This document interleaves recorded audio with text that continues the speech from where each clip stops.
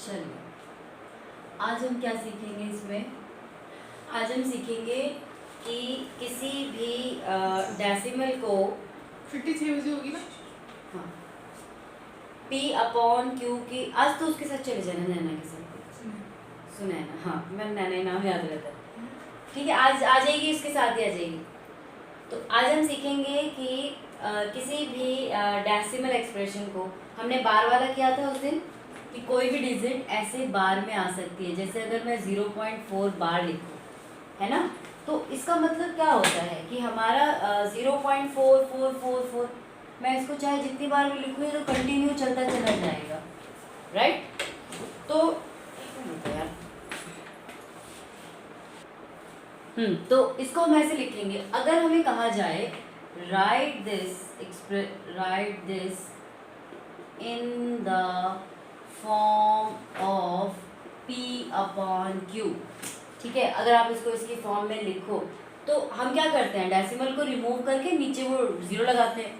मान लीजिए मेरे पास 0.45 होता तो मैं इस डेसिमल को यहाँ रिमूव करती और इसके आगे डबल ज़ीरो ऐसे लगा देती, फिर इसको कट कर देती, तो ये P/Q की फॉर्म में हो जाता।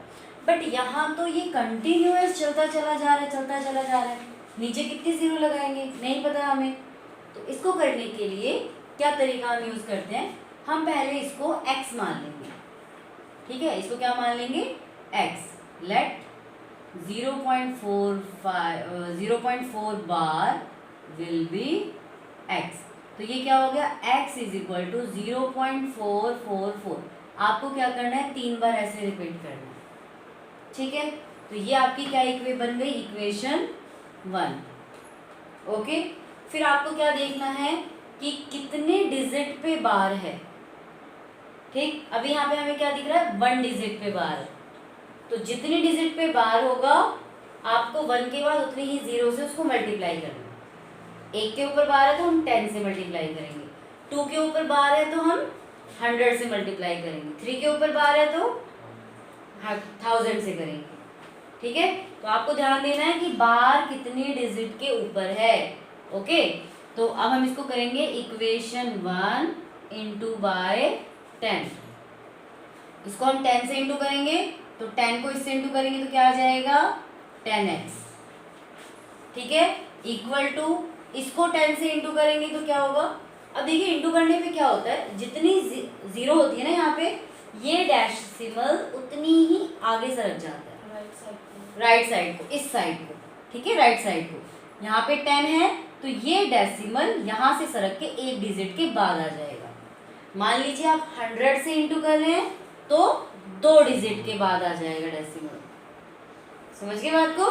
तो ये मेरा क्या हो जाएगा 4.444, ये मेरी इक्वेशन 2 बन गई, ठीक है। नाउ हम क्या करेंगे, इक्वेशन 2 माइनस इक्वेशन 1, इक्वेशन 2 में से इक्वेशन 1 को माइनस करेंगे, ठीक है।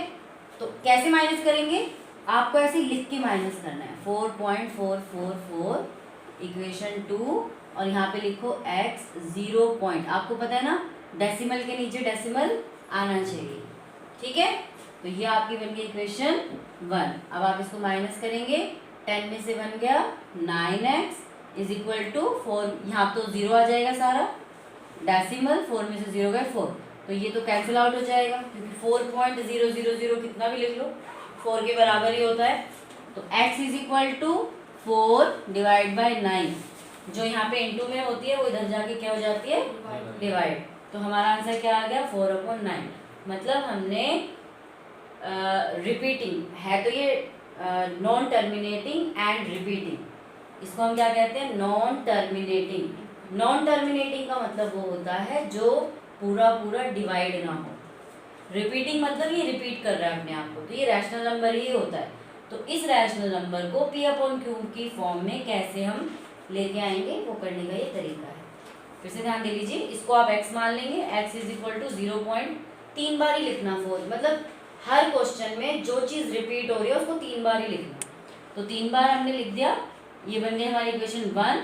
जितनी डिजिट के ऊपर बार है 1 के आगे उतनी 0 लगा के आपको इंटू करना है, एक डिजिट पे बार है 10 से करेंगे, 10 से इंटू करेंगे तो 10x, इसको इंटू करेंगे तो जितनी जीरो होती है डेसिमल उतनी ही सॉरी उतनी ही आगे राइट साइड को चला जाएगा।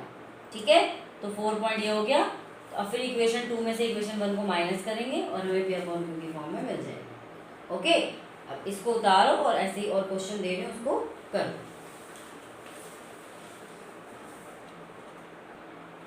तो नंबर ढंग से बनाएंगे। चलिए आगे मैं क्वेश्चन दे रही हूँ आपको, ये क्वेश्चन आप सॉल्व करेंगे।